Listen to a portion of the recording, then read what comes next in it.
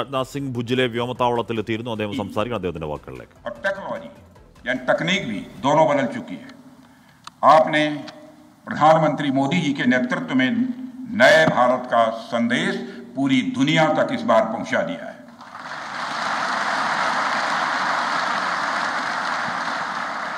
और साथियों, यह संदेश है कि अब भारत केवल विदेशों से इंपोर्ट किए गए हथियारों और प्लेटफॉर्म्स पर ही निर्भर नहीं है, बल्कि भारत में बने अस्त्र और शस्त्र भी हमारी सैन्य शक्ति का अब हिस्सा बन चुके हैं।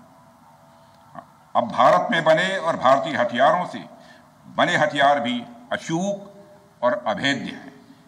यह पूरे विश्व ने देख लिया है। ब्रह्मोस मिसाइल की ताकत को तो पाकिस्तान ने खुद स्वीकार कर लिया है। हमारे देश में एक कहावत काफी पुरानी है और वह है दिन में तारे दिखना।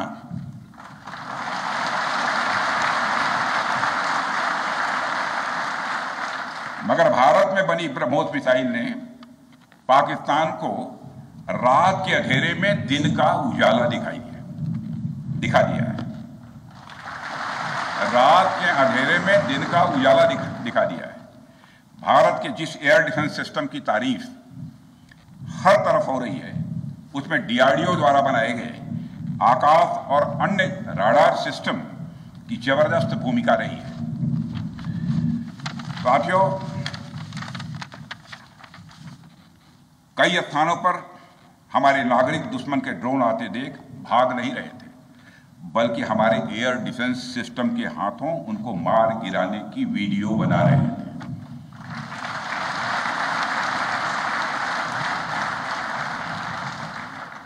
अब ड्रोन देखकर लोग भागने लगते हैं, लेकिन हमारे भारत के नागरिक वीडियो बना रहे थे। साथियों, आपने पाकिस्तान में मौजूद टेरर इंफ्रास्ट्रक्चर के खिलाफ प्रभावी कार्रवाई की है, मगर पाकिस्तान फिर से इस कोशिश में लग गया है कि ध्वस्त हुए आतंकी ढांचे को फिर से खड़ा किया जाए। वहां की सरकार पाकिस्तानी आम नागरिकों से लिया गया टैक्स जैशे मोहम्मद जैसे आतंकवादी संगठन के आका मसूद अजहर को करीब 14 करोड़ रुपए देने में खर्च करेगी, जबकि वह यूनाइटेड नेशंस डेजिग्नेटेड टेररिस्ट घोषित हो चुका है। इतना ही नहीं, लश्कर-ए-तोयबा और जैश ए मोहम्मद के मुरूद के और बहावलपुर स्थित टेरर इंफ्रास्ट्रक्चर को फिर से खड़ा करने के लिए पाकिस्तान सरकार ने आर्थिक सहायता देने की घोषणा की है, लेकिन निश्चित रूप से इंटरनेशनल मॉनेटरी फंड से आने वाले $1 बिलियन के बड़े हिस्से को टेरर इंफ्रास्ट्रक्चर को फंड करने में इस्तेमाल होगा, ऐसा मेरा मानना है। क्या यह इंटरनेशनल मॉनेटरी फंड IMF द्वारा, जो कि एक इंटरनेशनल ऑर्गेनाइजेशन है, उसके द्वारा इनडायरेक्ट फंडिंग इसे नहीं माना जाएगा? मैं दुनिया के लोगों के सामने यह सवाल रखना चाहता हूं।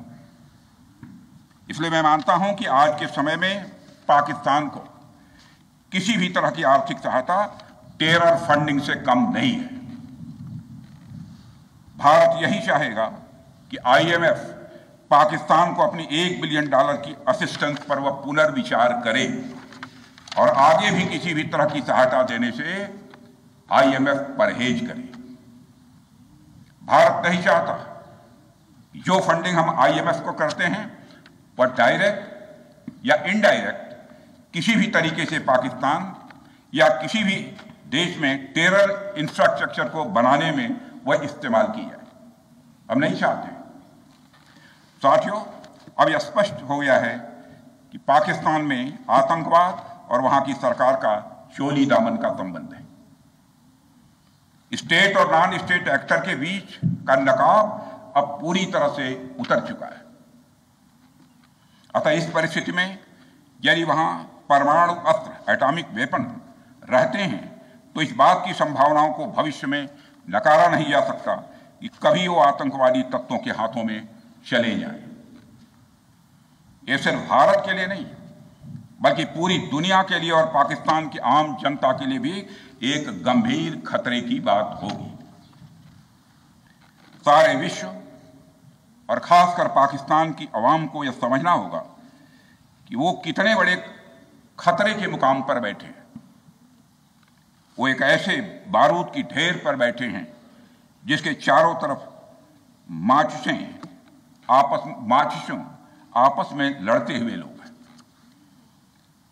इस हालात के लिए पाकिस्तान की फौज को संदेश देना चाहूंगा, कागज का है लिबास, कागज का है लिबास, चिरागों का शहर है, चलना संभल संभल के क्योंकि तुम नशे में हो।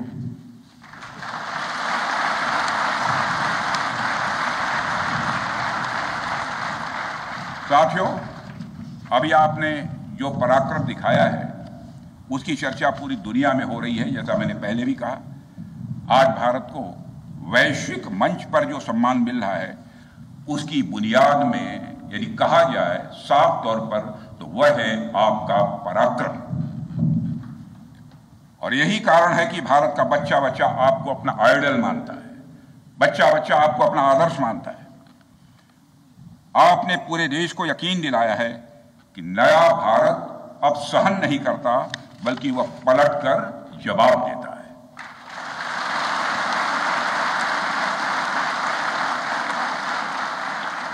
मैं चाहे जितना कुछ भी बोलूं, लेकिन मेरे शब्द आपके कार्य को मापने में असमर्थ होंगे। मैं कृतज्ञ राष्ट्र की ओर से आप सबके प्रति पुनः आभार व्यक्त करता हूं। साथियों, अब आतंकवाद के विरुद्ध लड़ाई केवल सुरक्षा का विषय नहीं बल्कि नेशनल डिफेंस डॉक्ट्रिन का यह हिस्सा बन चुकी है। हम आपके साथ मिलकर इस प्रॉक्सी और हाइब्रिड वॉरफेयर को जड़ से समाप्त करेंगे। रक्षा मंत्री होने के नाते यह संकल्प मैं दोहराना चाहता हूं। अब हमारा भारत पहले का भारत नहीं है। प्रधानमंत्री के नेतृत्व का यह नया भारत का जन्म हो चुका है। मेरे बहनों भाइयों, हम हमारे आराध्य श्री राम के उस मार्ग का अनुसरण करते हुए आगे बढ़ रहे हैं जिसमें वह आसुरी शक्तियों के विनाश का प्रण लेते हैं। निश्चरहीन करौं मही भुज उठाई पणकीन, अर्थात जिस प्रकार भगवान राम ने अपनी भुजाओं को उठाकर धरती को राक्षस विहीन करने का प्रण लिया था, ठीक उसी प्रकार श्री राम के आदर्शों का पालन करते हुए हमने भी आतंकवाद को जड़ से समाप्त करने का संकल्प लिया है।